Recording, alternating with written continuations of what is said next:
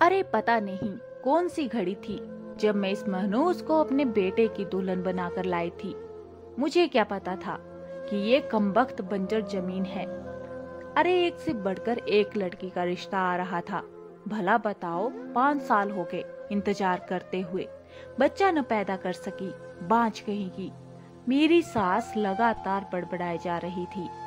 उनके जहरीले शब्द पिघले शीशे की तरह मेरे कानों में पड़ रहे थे।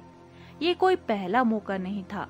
उन्होंने तो शादी के दूसरे साल से ही ऐसे तानों से मेरी नाक में दम कर दिया था। सावन उनके इकलौते बेटे थे और मेरे पति थे। मेरे ससुर बहुत पहले गुजर गए थे। घर में पति और सास के अलावा कोई न था। मेरी सास को पोते की ख्वाहिश थी। वे चाहती थी कि जैसे भी हो उन्हें एक पोता दे दूं। मैं 2 बार लेडी डॉक्टर से अपना चेकअप करवा चुकी थी। मैं हर तरह से सेहतमंद थी। समझा बुझा कर मैं सावन को भी डॉक्टर के पास ले गई थी। उनकी रिपोर्ट भी बिल्कुल ठीक थी। डॉक्टर ने हम दोनों को समझाया भी था। आजकल ऐसे केस आम हैं। आप लोग बिल्कुल भी न घबराएं। कुदरत जल्द ही आप पर मेहरबान होगी। डॉक्टर की ये बातें हम दोनों तो समझ चुके थे, लेकिन मेरी सास को कौन समझाता।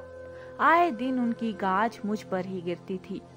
उनकी नजरों में मैं ही मुजरिम थी और अब तो वे ये खुलेआम कहने लगी थी कि वे जल्द ही सावन से मेरा तलाक करवा कर उनके लिए दूसरी बीवी लाएंगी ताकि खानदान का वंश बढ़े। उनकी इन बातों से मेरा कलेजा छलनी हो जाता। ऐसे में सावन मुझे तसल्ली देते। क्यों बेकार में परेशान होती हो? माँ की तो बड़बड़ाने की आदत है। आपको क्या पता, आप तो सारा दिन अपने काम पर होते हो।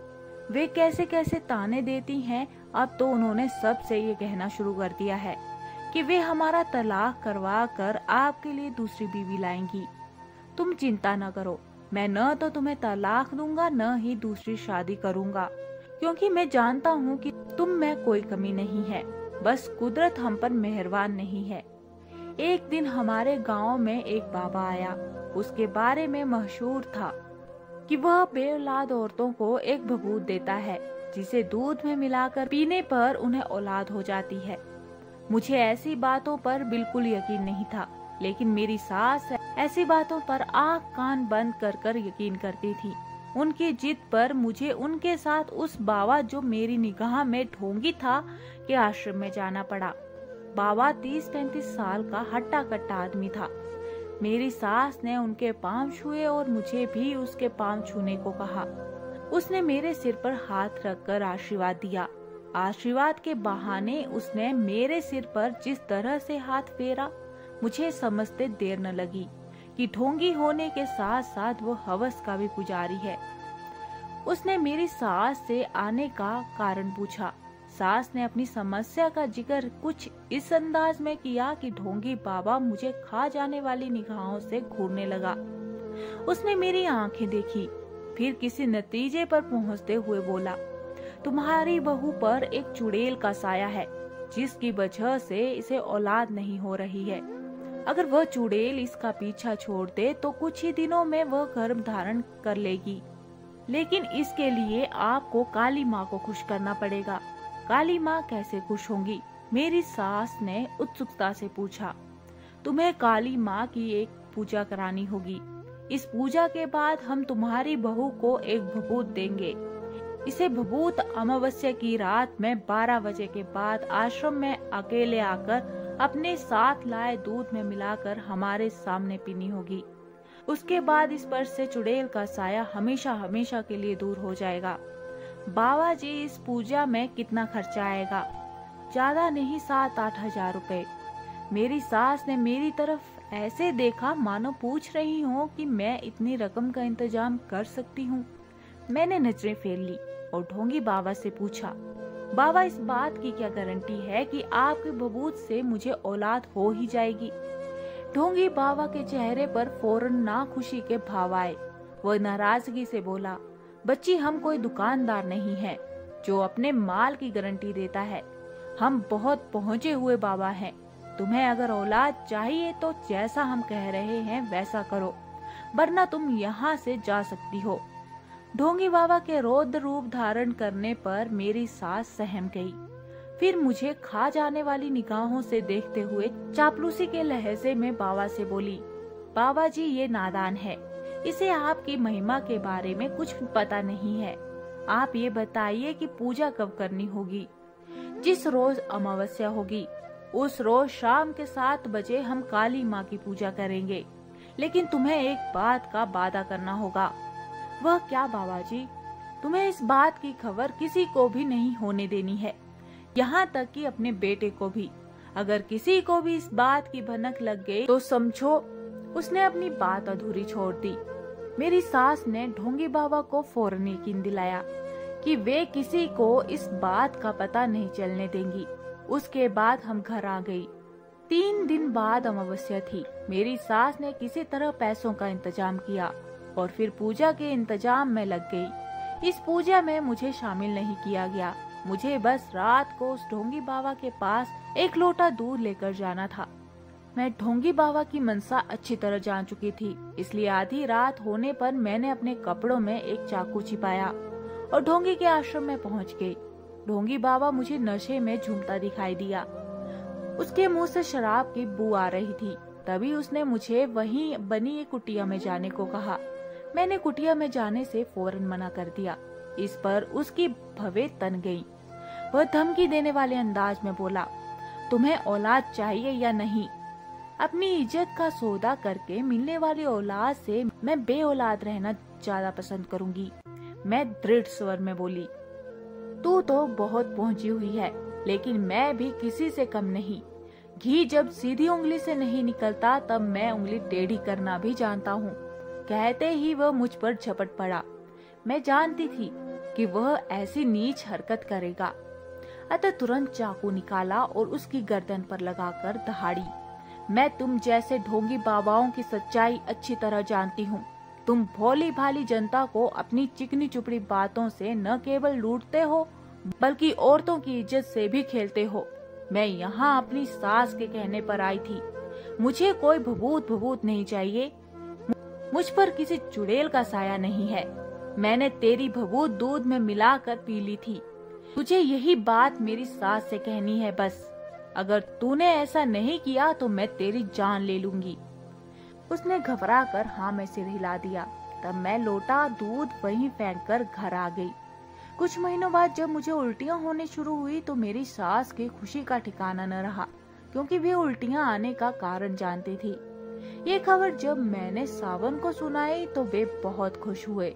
उस रात सावन को खुश देखकर मुझे अनोखी संतुष्टि हुई, मगर सास की अकल पर तरस आया, जो ये मान बैठी थी कि मैं गर्भवती ढोंगी बाबा की भभूत की वजह से हुई हूँ।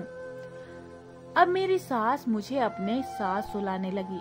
रात को जब भी मेरा पाँव टेढ़ा हो जाता तो वे उसे फौरन सीधा करते हुए कहती कि मेरे पाँव टेढ़ा करने पर जो औलाद होगी उसके अंग विकृत होंगे।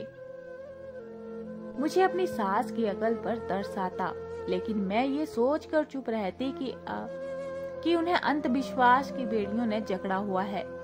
एक दिन उन्होंने मुझे एक नारियल ला कर दिया और कहा कि अगर मैं इसे भगवान गणेश के सामने एक झटके में तोड़ दूंगी तो मेरे होने वाले बच्चे के गालों में गड्ढे पड़ेंगे, जिससे वह बहुत सुंदर दिखा करेगा। मैं जानती थी कि ये सब बेकार की बातें हैं, फिर भी मैंने उनकी बात मानी और नारियल एक झटके में तोड़ दिया। लेकिन इसी के साथ मेरा हाथ भी जख्मी हो गया और खून बहने लगा। लेकिन मेरी सास ने इसकी जरा भी परवाह नहीं की और गणेश की पूजा में लीन हो गई। शाम को काम से लौटने के बाद जब सावन ने मेरा हाथ पर पट्टी बंदी देखी तो इसका कारण पूछा। तब मैंने सारी बात बता दी। तब वे बोले, राधिका तुम तो मेरी माँ को अच्छी तरह जानती हो। वे जो ठान लेती हैं उसे पूरा करके ही दम लेती हैं। मैं जानता हूँ कि आजकल उनकी आंखों पर अंधविश्वास की पट्टी बंधी हुई है, जिसकी वजह से वे ऐसे काम कर रही हैं जो उन्हें नहीं करने चाहिए। तुम मन मार कर उनकी सारी बातें मानती रहो, वरना कल को कुछ ऊंच नीच हो गई तो वे तुम्हारा जीना हराम कर देंगी। सावन अपनी जगह सही थे। जैसे जैसे मेरा पेट बढ़ता गया वैसे वैसे मेरी सास की अंधविश्वासियों में मेरी सास के अंधविश्वासों में भी इजाफा होता रहा। वे कभी कहती कि चौराहा पर मुझे पाँव नहीं रखना है, इसलिए किसी चौराहा पर मेरा पाँव न पड़े, इसके लिए मुझे लंबा रास्ता तय करना पड़ता।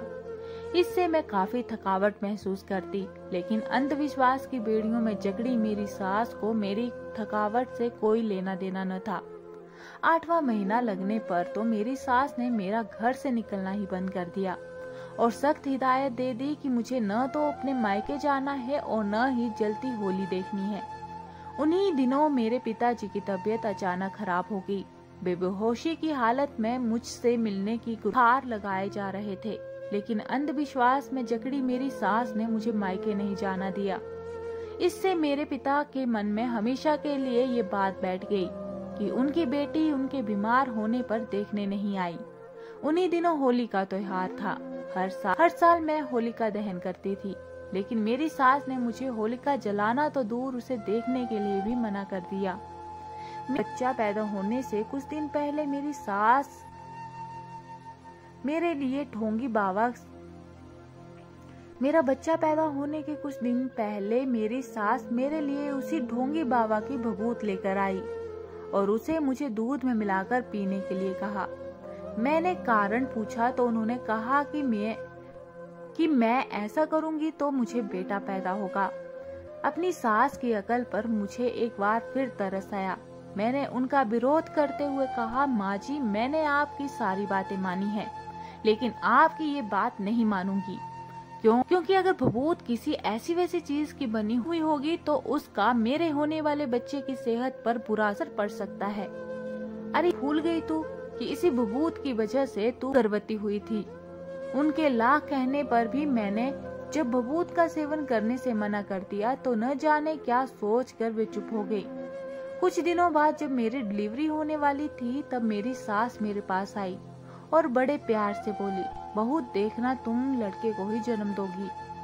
मैंने वजह पूछी तो वे राज खोलती हुई बोली, बहू तुमने तो बाबा जी की भभूत लेने से मना कर दिया था, लेकिन पहुंचे हुए बाबा जी का कहना था मैं भला कैसे टाल सकती थी। इसलिए मैंने तुझे वो भभूत खाने मिलाकर देनी शुरू कर दी थी। ये सुनते ही मेरी काटो तो ही जैसी हालत हो गई। मैं कुछ कह पाती उससे पहले ही मुझे अपनी आंखों के सामने अंधेरा छाता दिखाई दिया। फिर मुझे किसी चीज की सुध नहीं रही और मैं बेहोश हो गई। होश में आने पर मुझे पता चला कि मैंने एक मरे बच्चे को जन्म दिया था। ढोंगी बाबा ने मुझसे बदला लेने के लिए उस भभूत में संख्या जहर मिला दिया था। संख्या जहर के बारे में तो मैंने सुना था कि ये जहर धीरे धीरे असर करता है। 1-2 बार बड़ों को देने पर कोई नुकसान नहीं पहुंचाता, लेकिन छोटे बच्चों पर तुरंत अपना असर दिखाता है। इसी वजह से मैंने मरा बच्चा पैदा किया था।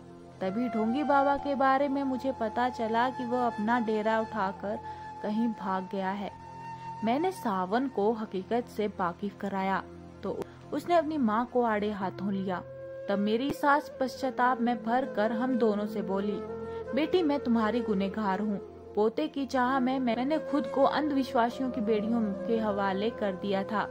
इन बेड़ियों की वजह से मैंने जाने अनजाने में जो गुनाह किया है उसकी सजा तुम मुझे दे सकती हो। मैं उफ तक नहीं करूंगी। मैं अपनी सास को क्या सजा देती। मैंने उन्हें अंधविश्वासियों की तिलांजलि देने को कहा तो वो फौरन मान गई। इसके बाद उन्होंने अपने मन से अंधविश्वासियों की जहरीली बेल को कभी फलने फूलने नहीं दिया। 1 साल बाद मैंने फिर गर्भ धारण किया और 2 स्वस्थ जुड़वा बच्चों को जन्म दिया। सास मारे खुशी के पागल हो गई। उन्होंने सारे गांव में सबसे कहा कि वे अंधविश्वास के चक्कर में न पड़े, क्योंकि अंधविश्वास बिना मूठ की तलवार है जो चलाने वाले को ही घायल करती है। तो दोस्तों, इस कहानी के बारे में आपकी क्या राय है, हमें कमेंट बॉक्स में जरूर बताएं और ज्यादा से ज्यादा शेयर और लाइक कीजिएगा। और इसी तरह की और कहानियां सुनने के लिए चैनल को सब्सक्राइब करना ना भूलें। मिलते हैं किसी और वीडियो के साथ, तब तक के लिए धन्यवाद।